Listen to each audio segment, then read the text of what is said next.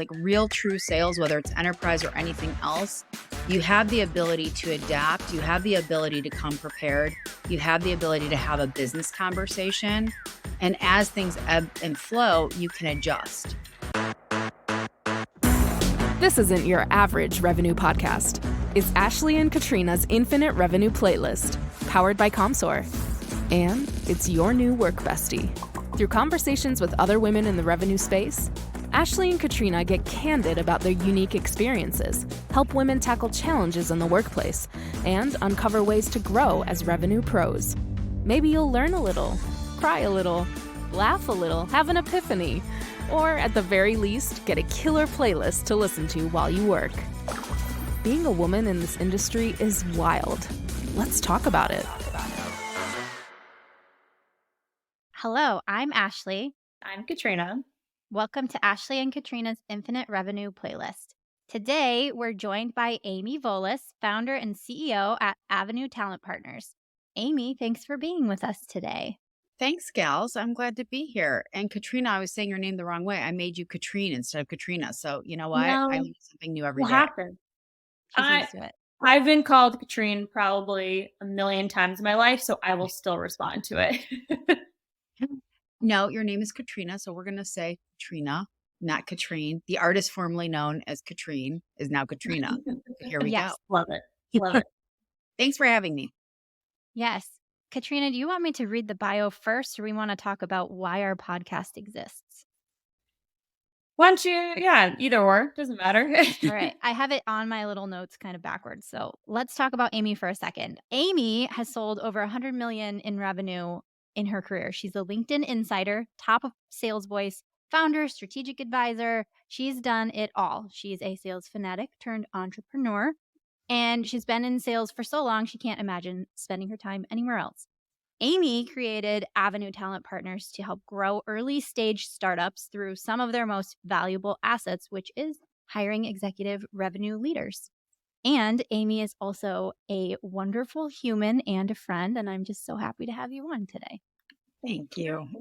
Out of all of that, I'll take wonderful human and friend over all of it. So thank you. I appreciate that. Just kind of recap kind of the purpose of this episode or this podcast and why we're here. For those that have listened prior, you know that we're all about elevating the voices of women in revenue, no matter what their roles or titles might be. We just want to give them a space and a forum to kind of share their own thoughts and insights and a lot about their experience. But we also take a little bit of a musical twist to our podcast. It is called the Infinite Revenue Playlist because we were inspired by the concept of having a walk-up song, since many times sellers are also compared to athletes. So when we asked our guests to pick a walk-up song, it's supposed to be a song that they play before they step out onto the field and start playing, or in our case, start selling, and really kind of describe you as a professional. So with that in mind, Amy, what is your walk-up song? My walk-up song is Taylor Swift. Are you ready for it? Now, as it applies to work, right? I really like that particular lyric. The rest of it is not really applicable to my work life, but I love the beat.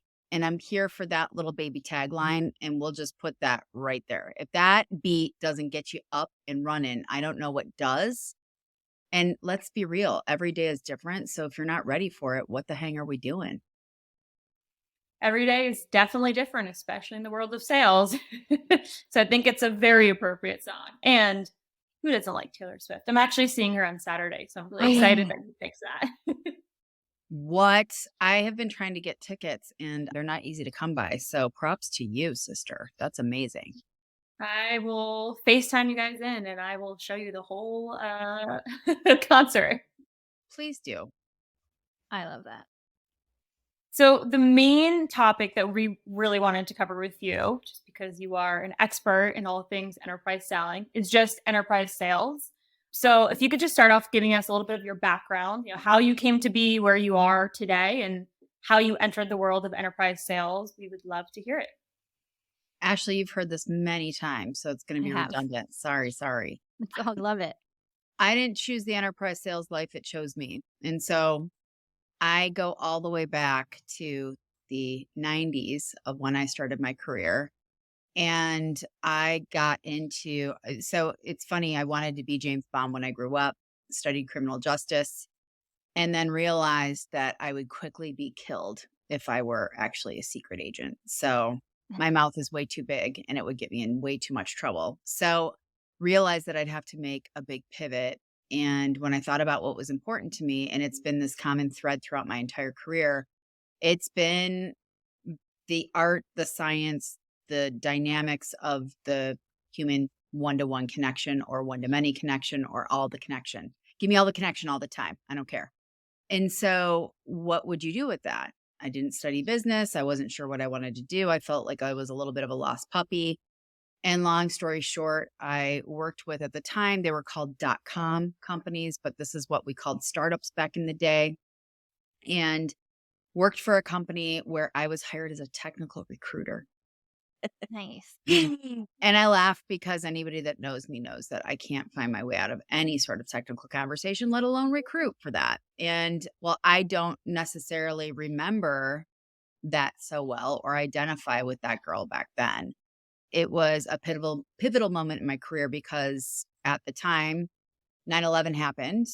And here I am going along my merry way and doing well in my role. And sadly, we had put a lot of our eggs in one basket. And long story short, I survived a bunch of layoffs. I remember going to Denver where the company was located and the CEO was. And he had a sit down with me and he was like, look, we really love what you're doing, but there's really nothing to recruit for. And if you want to stick around, the only place where we really need help right now is driving revenue to the company. And that's going to be called a thing called sales. And this was all enterprise sales. And so it wasn't because they were bad. It wasn't a toxic environment. In fact, it was one of the places where some of the people in my life that are the closest to me to this day came from. I learned a bunch. We just didn't have resources and there wasn't time. And I was thrown into the deep end and had to figure it out. And so I remember during my lunch break in Chicago, and I would tease people to say I work in the White Castle headquarters building because it looks like a castle. It's across the street from, I don't know, the Sears Tower, Willis Tower, whatever it is. It's always going to be the Sears Tower to me. Same. And there was this grassy knoll, and I would just read every book that I could get my hands on, and I would try things, and I would mess things up, and I would master maybe like 0.5 things, but that was it. I was bitten by that bug, and the rest is history. So that's how I got into enterprise sales. My career is a bit unique. I started selling services before products, and I'm really grateful for that because I know how to not just feature dump and hope that something sticks. And that's something that's really important, in my opinion, and had success. So all of the revenue that Ashley talked about, that was from me generating it on my own. So I didn't have channel partners. I didn't have an SDR. I didn't have anybody else doing anything besides myself.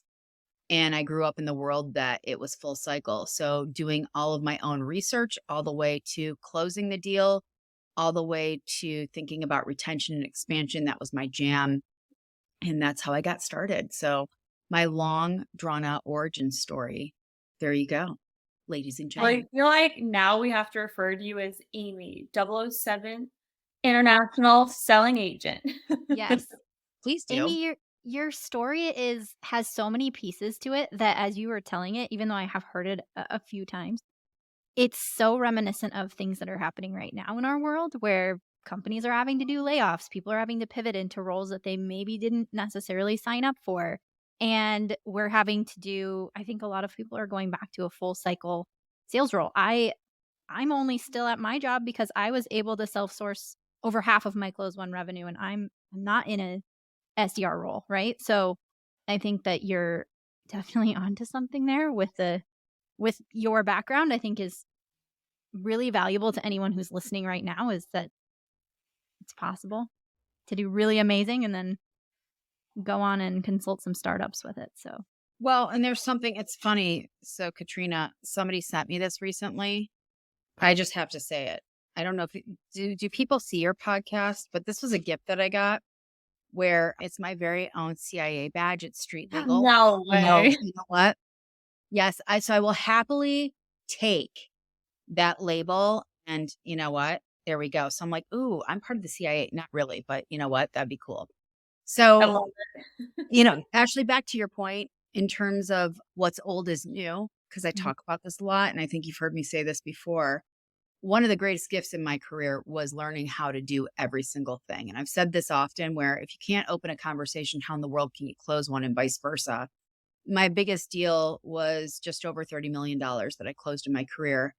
And part of what helped me close that deal was the stuff that I heard from the very, very beginning, and paid attention to the common themes and patterns that I was seeing and why things were shifting, and being able to go back to that, even though it took me over 2 years to do that. And so it's interesting where these old concepts have a new take, but in my opinion, we have done a great disservice to the profession of sales by teaching people how to be just one trick ponies.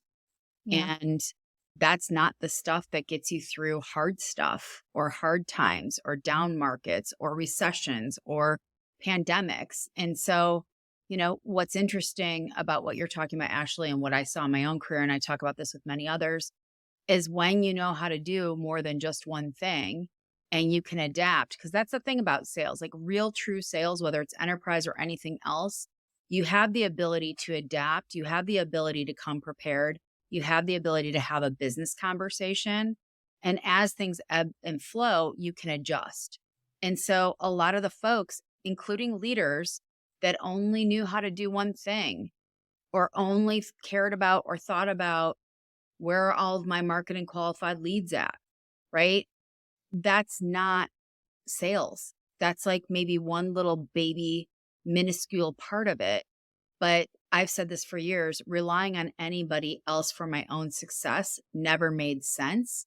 You've got to take control over your own career. And the beauty and the opportunity and the upside of sales, enterprise or otherwise, is the ability to chart your own course, is the ability to reach for the stars, and is the ability to create your own pipeline. Your pipeline is your lifeline. And truly, in 2001, I learned that lesson the hard way, where I saw a company that I loved, that I would bleed the blood for, go under ultimately because we put 98% of our eggs in one basket. And like that, overnight, that basket went away. There's a So couple of things you've mentioned that I want to focus on. One is you said, the people that are the one trick ponies are the ones that are probably going to struggle. They're not going to succeed like the other sellers that are not the one trick ponies. How can sellers that are finding themselves in that position really diversify their talent, their expertise, and ensure they're not that one trick pony?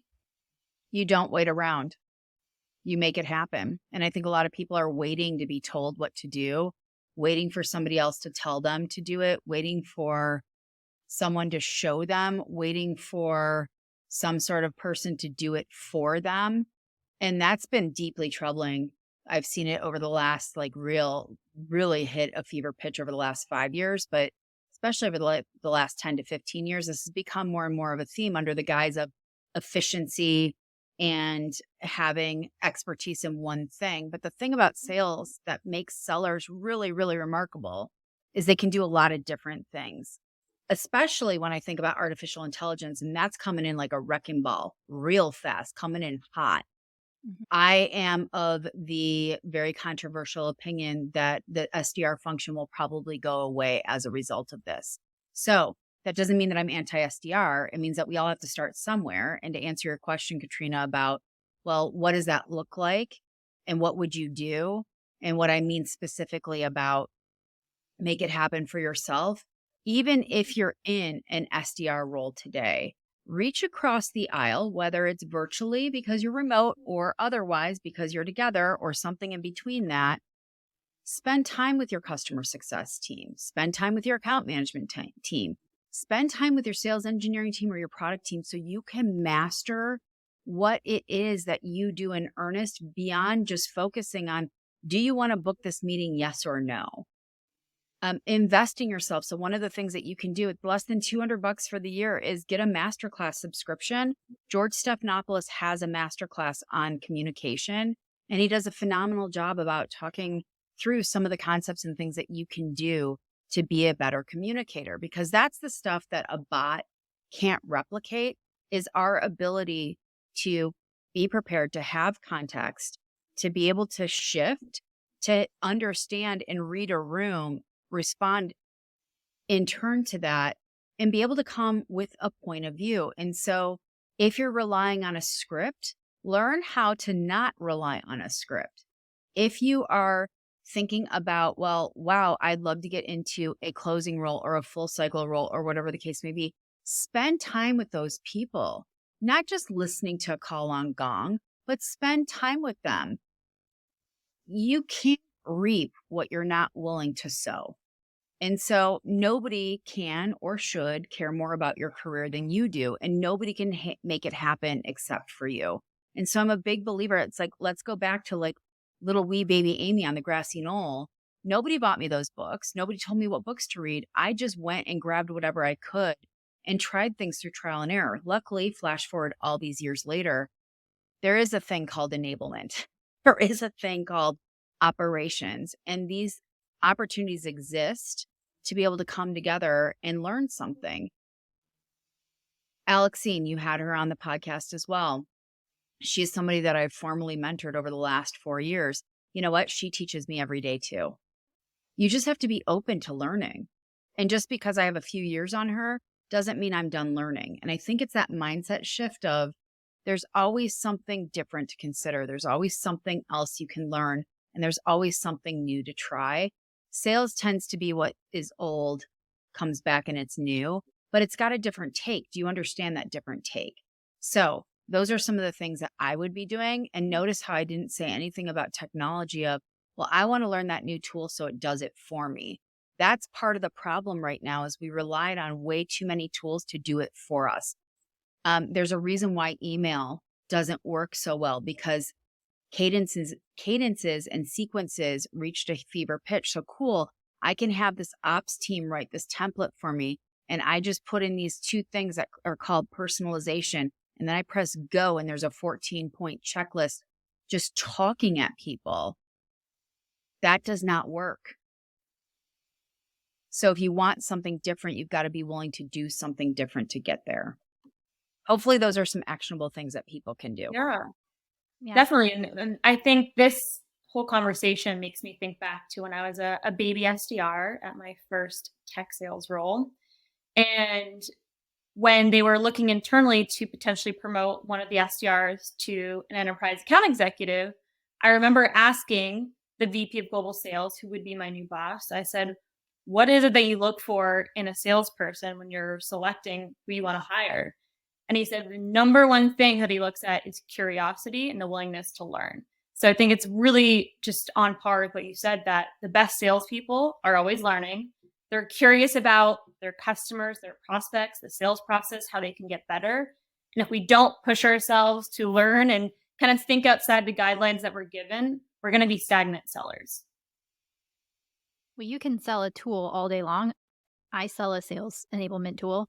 And if people aren't going to use it, it's completely worthless. So if you have a salesperson who's not willing to help themselves, like Amy is talking about, doesn't matter if you have every fancy tool in your toolbox, if they're not going to go and actually take the initiative to do it, right? Like it could be very easy. But I would say adoption of other tools is the number one reason people come over to ours, because people aren't doing it. It may not be the software. I probably shouldn't say that. Like it may not be a crappy software. It may just be that their people aren't willing to do the work. So, well, I'm a buyer and a seller, right? I have tools that I purchase. And what's interesting about it is, and I was at an event last week where there was a gentleman talking about, he's from Catalyst, Kevin Chu, talking about how the world is going to change and it's all about customer-led growth. And he mentioned something. And I went to him and I said, a lot of these things, like what's old is new. And he was like, well, I'm a millennial. And I was like, that's okay. I'm not. So I'll help you fill in the blanks. But you're laughing. And he had such good, meaty, consequential points that he was making that really reminded me of the past and what's important, but also a modern take on where we're going. And one of the things that he was talking about, and I agree with, and I hope I see more of, is holding everybody accountable. So he was talking about holding product accountable, holding marketing accountable, holding, these different bits and pieces, because a business is the sum of its parts and you're only as strong as your weakest link. And if you could have the very best seller that you hire, that's going to do all the things that we talk about today, right? But Yeah. if your product is in shambles and the delivery of said product is in shambles, it's not going to work. And yet sales is the sacrificial lamb, I find in a lot of the cases. What Kevin was talking about that I thought was really, really remarkable is changing the way that we are compensating. So instead of getting paid on closed won, that you're taking into account about adoption, about implementation, about successful outcomes, which if I'm now being compensated on that, I'm incentivizing the behavior I wish to see with my buyers. It's also going to create more cohesion between these different teams if you're not full cycle, right? Or if you have account management, if you have implementation, if you have CS, you've got forced functions to have to work well together versus sales against the world or marketing against the world or whatever it might be. And when I think about being a buyer and a seller, I don't represent your tool. I know what I need, but I've got to rely on you to help take me on a journey to show me something I haven't been able to consider, because in PLG and all these other things that are happening, and Gartner's data says, by the time I'm willing to talk to you as a buyer to a seller, I've already done a boatload of research. So if you just show up and you're like a bot, or you're just telling me what you think I want to hear, and you can't hear me to say, I've been in sales a really long time. I'm not going to go through this craptastic process where I have to keep repeating myself over and over again. And I actually want you to hear what I need. And I want you to be able to do one of two things. I want you to be able to tell me that you can help and then show me different use cases that I haven't considered. Or I want you to tell me that you can't help me, and here's why. And I'm not the only buyer that's feeling this way. I'm just the only buyer that has a really big mouth that is screaming it from the mountaintops. So, there's that. I don't think I'm the only one that's doing that, but maybe in my unique little way. We love a big mouth. Jen from Lavender said everyone needs to get loud, so we can all learn from women who are loud, people who are loud. It doesn't have to be women, but especially like it when it's coming from a lady. So out of curiosity, Amy, we talked a lot about tooling, right? There's so much tooling out there that one could possibly use to sell. Are there any in particular that you feel are necessary to do enterprise sales, or that you couldn't live without? Or is it more of the greatest salesperson really doesn't need any tools to make a sale? I'm curious for your perspective. No, I mean, I think that this is where AI, like ChatGPT, now remember, with artificial intelligence, it's merely curating data in a nanosecond across the web. And you're only as good as the data that you curate. So while I'm going to talk about this, I also need to disclaim that you've got to consider the data, right? Mhm. So I like a filtration system of considering the source. There are many tools that operate on top of ChatGPT or OpenAI that help collect data in a nanosecond, so that because here's the thing, enterprise or otherwise, when you come to the party very well prepared and you have a point of view, that's how you initiate a business conversation. So there are tools. I purposely won't probably name a bunch of tools because I'm not sponsored by anybody. I'm not trying to be sponsored by anybody. And I don't need anybody to come down my street being like, if we pay you, will you talk about us on podcasts? So I become agnostic. There will be one that I will talk about, though. So I'm going to break my rule. Well, actually, two that I will talk about. But I think any tool that helps you get information about the behaviors, the actions, the business challenges, the goals of your buyers, that's a must have. I still kick it old school. Here's the first one. I do a little thing called beep, boop, boop, beep. It's called the Google Alert. It is old, but it is awesome. And so anybody that I want to kind of pay attention to, a Google Alert, I even do a Google Alert on my own self. I want to see what my own self is doing to see if Google can keep up with me. And that's interesting for me. It's also free. On the flip side, I also think how we engage with people, even if it's sales, if it's recruiting, if it's customer success, if it's interpersonally together, how we communicate. So much of it is like, you're on an email or you're on a text or whatever. I bleed, you mentioned Jen Allen, I bleed the purple blood for lavender. I'm going to say it loud. I'm going to say it proud. And Will Allred will tell you, if he was here, that I am one of their super users. I found those peeps when they were in beta and I was like, what? Like, what is this? I need to crawl in and see what it's all about. I think if it helps you put your best foot forward and it can do it quickly, that's a really big gift. Because for me, your girl loves a run on sentence. And Lavender, like, eat, you did it again. Like, cut it with the and, put a sentence there, chop it up. I'm like, thank you. So tools like that help us communicate better, not doing it for us. I do not buy any technology that writes anything for me. I just don't. So when I'm talking about ChatGPT, I might say, what's the biggest competitor of Seismic? And then why? And then what are they talking about in Q1 of 2023? I can get that information now instead of me being like, let me listen to an annual report, let me do this, let me do that, let me do all of this.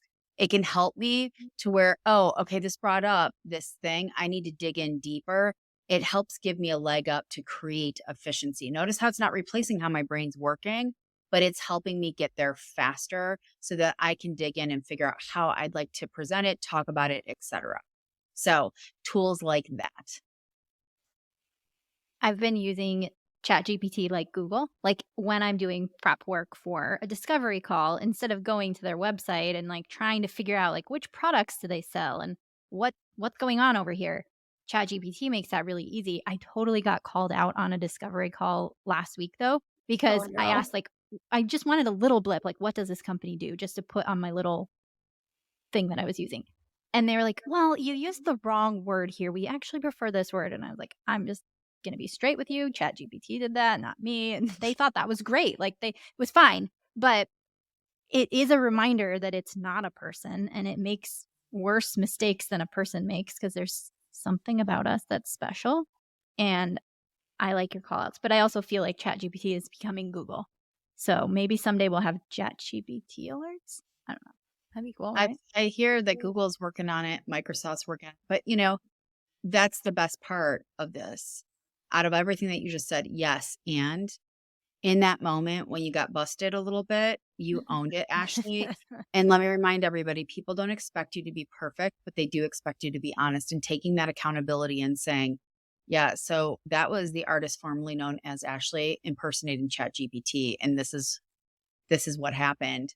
Oh, okay, cool. But you can't fake care. And the fact that you thought about preparing to figure it out in the first place sends a signal to that buyer that you actually care about what's going on.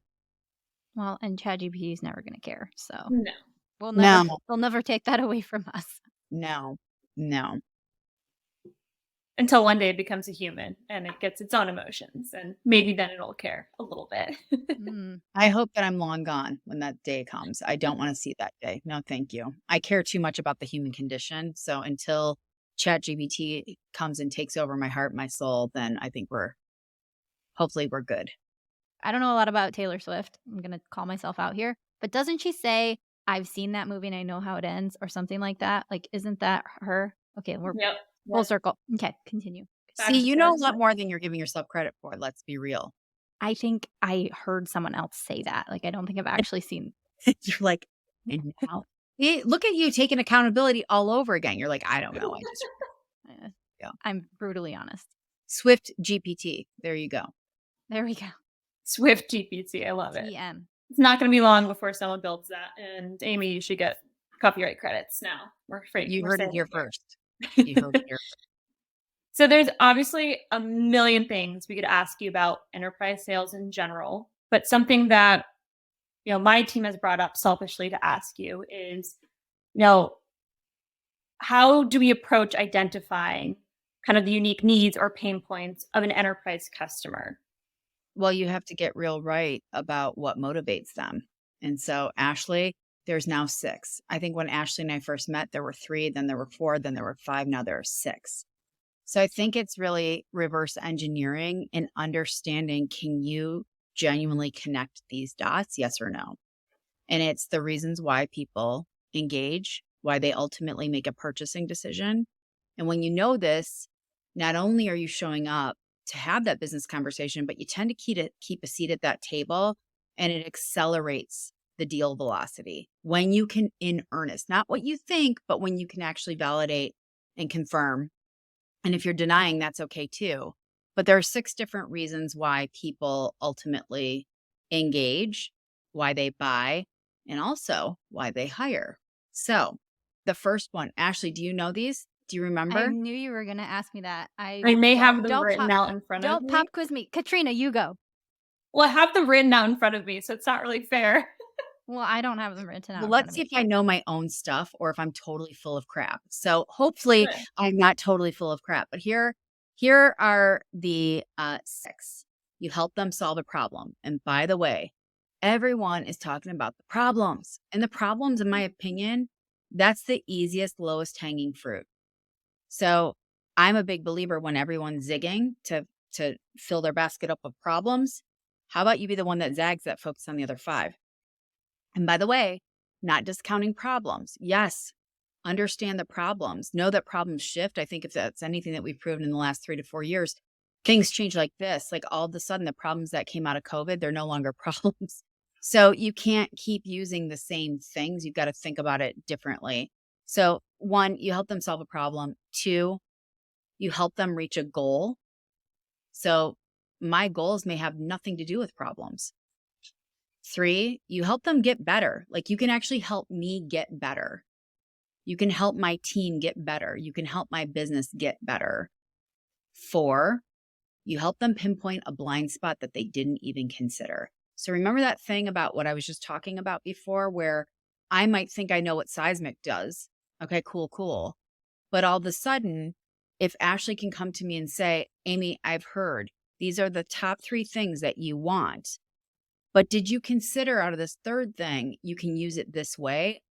I am so turned on. It's like, take all my money. Just take it now. Like, let's do it.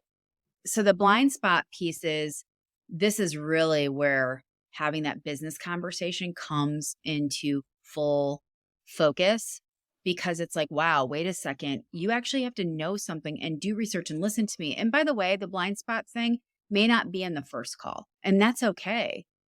But it's that paying attention to be able to connect that dot. So you help them pinpoint a blind spot.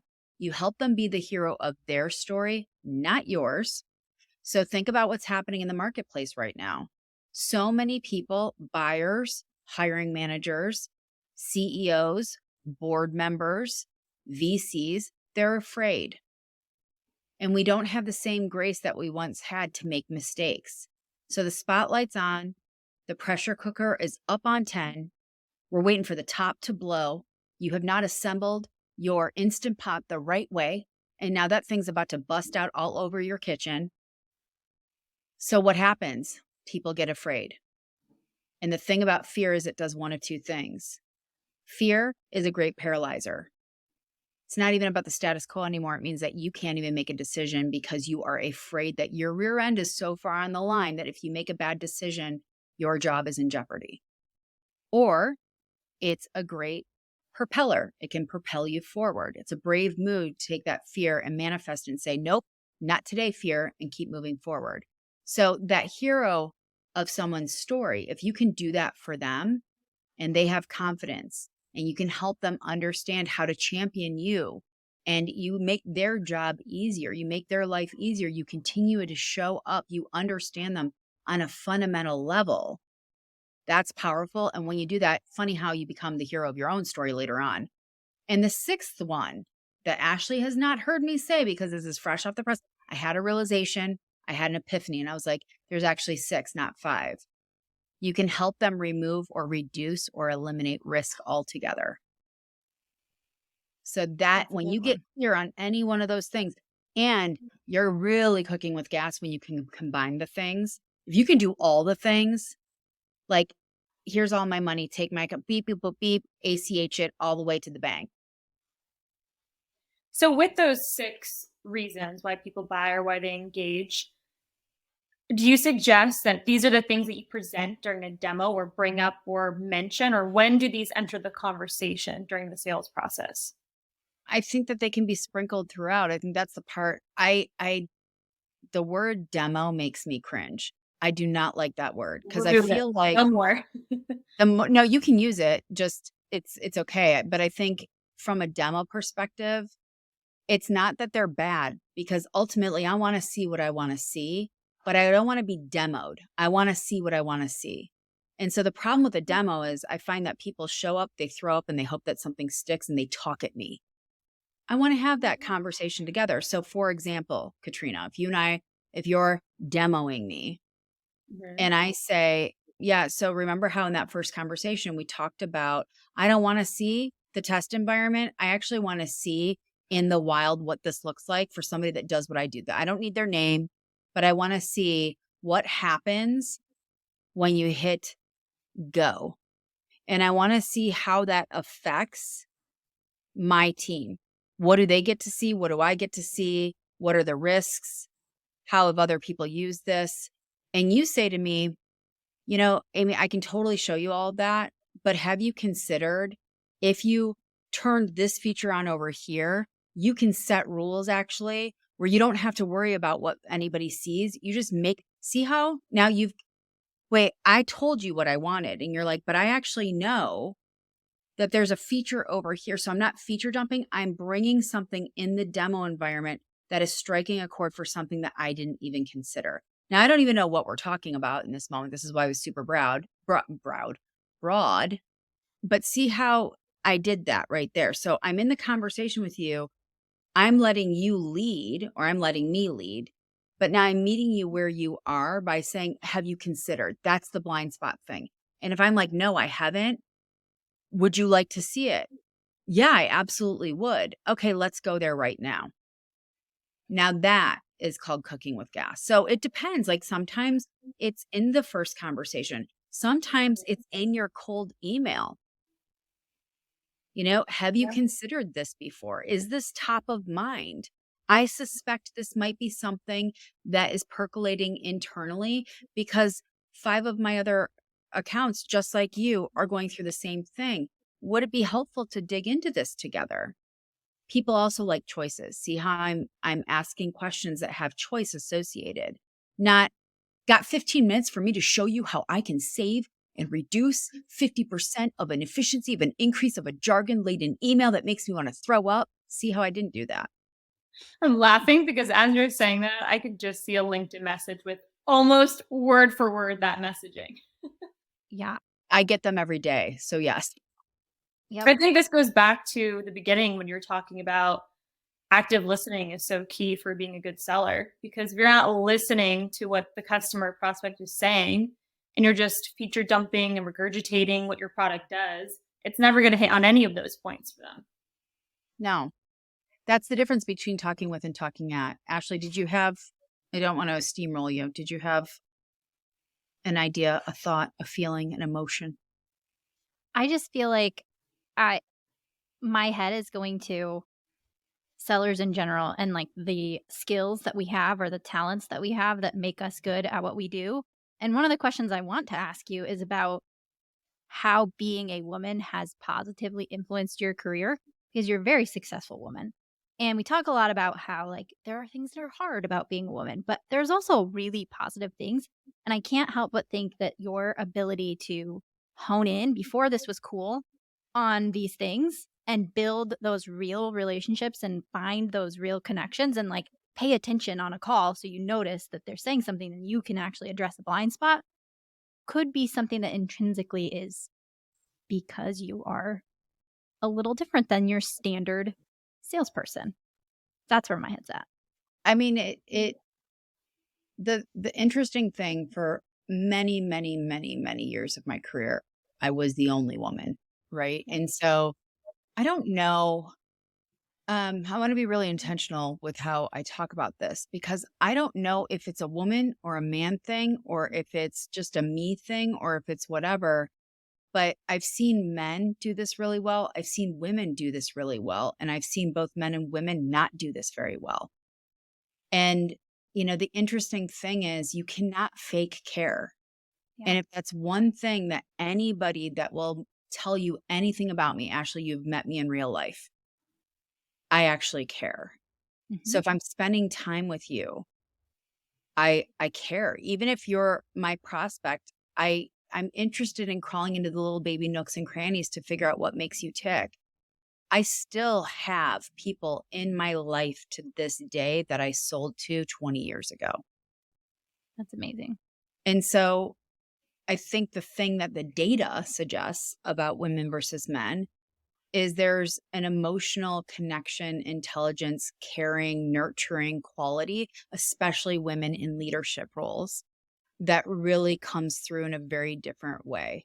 And the thing is, I used to be this way. I used to have happy ears and eyes, and I would listen for what I'd want to hear, or I'd listen for that objection. And I'd know how to talk to it instead of really listening for what was happening.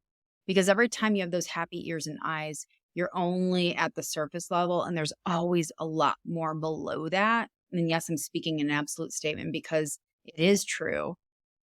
I had to really train myself, and that came from losing some deals, quite frankly, about the story I'm telling myself is not necessarily rooted in reality. That also goes back to care. So many people are like, well, this is how I've always done it, or this is how I was trained, or this is the way that you do it, or this is what this ridiculous LinkedIn influencer that hasn't sold a darn thing in 25 years is telling me to do. Stop it. It's like at the end of the day, even though I've had the success that I've had, I still many days feel very much like I did when I just started out, where it's like, wow, there's so much to learn. And that actually inspires me. Yeah. You can't fake that though. No, you cannot. So, what advice do you have for other women in revenue as kind of a broad and general statement, if there's anything you could share with them? Ladies, stop trying to be like everybody else and just be yourself. I love that. Because you know what? I am a unique, going to the beat of my own drum kind of gal. And early on, I was supported and raised to use my voice. And there are many times, and I could talk about many stories, and one in particular comes always top of mind, where I was told to shut up already in a meeting with executives. And I was the only woman in that room. And you know what? You know what I did? I looked at the dude and I said, I'm not going to shut up already. You flew me halfway across the country to get my opinion, and I'm here to do that. And just because it's different from yours doesn't mean that it's right, wrong, or indifferent. It means that we have something to talk about clearly with this response that you've given me. And you know what the CEO did? Looked at me and said, tell me more. Thank you. I love it. There's a reason you're very successful, Amy. I'm not afraid to back down out of a hard conversation. And so I think, so that the first point we've got. The second point to that is learn how to have a conversation that is difficult. Because I think sometimes as women, we are concerned about being labeled or judged. By the way, I've been called every word in the book that you could imagine, bitch being the kindest one of them. And I don't really care. That the minute that I realize that that's your response, that's like I'm drumming something up inside of you, because I'm being professional, I'm not being rude, and I'm standing my ground. If I'm doing those things, and I know I'm doing those things, and deep down inside, you know when you take a left turn, when you should be going straight ahead. So when I'm still going straight ahead and I'm challenging someone and I'm doing it respectfully, but I'm holding my own, and I'm disclaiming the fact that when I'm passionate about something, you get a very different side of me. And you are coming through and being like, you're so unreasonable. You're so high maintenance. You're so ridiculous. You're such a bitch.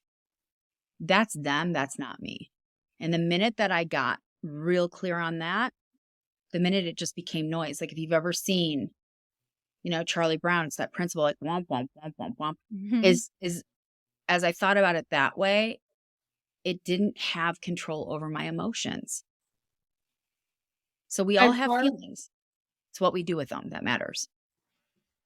I was just going to say, I love this entire anecdote that you shared and the message, because in the meetup that we host on a monthly basis, I think a lot of women have had similar experiences where someone called them a bitch or whatever because they were standing their ground. And most women don't know how to respond, or they shrink into themselves, or they're like, oh shit, I got to reel it in a little bit. And I love the message that's like, it's just noise. It's nothing that you're doing. That's something that they're working on internally. I think that's a really important thing for everyone to remember and think of when they find themselves in that sort of position. Now, if the common theme is you can't have a meeting without having friction, then you've got to look in the mirror and say, of course, do I need to finesse or change something? And notice how I said, and I disclaim myself. Maybe it's the Italian roots that I have. Maybe it's whatever. I start using my hands. I start talking faster.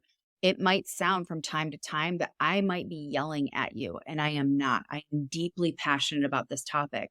When I disclaim it before we even get into that, and I give people agency around me and permission to say, are you yelling at me? It's a check for me, right? So you have to know that you have a part of the story.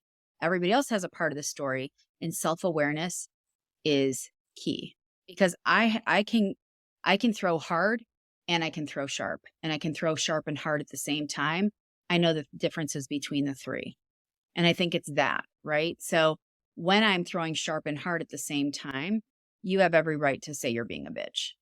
And by the way, this is probably the first podcast I've ever used language like this on, but I think it's important because we do get called that a lot, or difficult, or demanding, or emotional. So It's okay. It's okay, Amy. My song choice is Boss Bitch by Doja Cat. So I've already beat you to saying that on this podcast. You're good. yes, You're like yes. feeding right into that. So we have about 5 minutes left. So we got to wrap it up. And this gets to the fun part. I don't know if you saw in the email, but we typically wrap up each episode with 5 revenue would you rather questions that may or may not be personalized to you.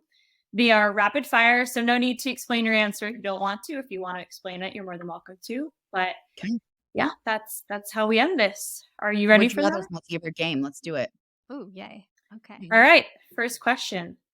Would you rather have access to a perfectly clean CRM system full of accurate data, or a huge network of industry influencers and decision makers? Door number 2. Would you rather focus on recruiting salespeople with strong prospecting and lead generation skills, or salespeople with exceptional closing abilities? Door number 2. I can teach them door number 1. Love it. Love it. Would you rather get a glitter bomb in the mail or never get to wear sequins ever again? Glitter bomb. Your girl loves a sequin. Ashley's seen it. Let's be real. I may or may not have written that question. So are you going to may or may not send me a glitter bomb? Anyway, okay, this is rapid fire. Sorry. Oh, no, all good. Would you rather never be able to send a thank you note again, or have to start every thank you note with "Hope this finds you well"? I would never send one again. I would not sound like a jackhole. Also, Ashley, I didn't read this last question until now, so so sorry. I don't You're understand it. But Amy, this is clearly very personalized to you. Yes. Last question. Would you rather have to eat one bite of octopus, or have to punch Scott Leese in the face every time you see him? I'm going to punch Scott in the face every time I see him. Are you kidding? I am not going against my octopus morals and values and the sweet little baby magnificent creature that is an octopus. Sorry, Scott, you got sacrificed. Scott, I thought you we might have are answered. sacrificing you for the sake of octopi everywhere. Yes, yes, yes. My octopus teacher changed my life. And now Oh. anybody that's around me, if you eat it, I threaten you. So here's that. That's when I am being a bitch. Let's be real. Never for the octopi. No. Anyways, Amy, thank you so much for joining us. This has been so much fun and incredible. And you are obviously a source of so much knowledge when it comes to sales. So it's been so much fun having you as a guest on our podcast. Oh, thank you. This was awesome, ladies. I appreciate the invite. We talked about some things. We talked about some violence. We talked about some octopus. We're here for all of it. So thank you. This was a treat. Yeah. It was helpful. Now, every time you sign off a podcast, you have to say this is 007 Amy International Selling Spy. I've got the accoutrement so we can do this. Thank you so much. We really appreciate it. I'm just going to wrap it really, really quick. The whole purpose of this podcast is to elevate women in sales. We could not think of anyone better to have on than you. You're such a great example for everyone.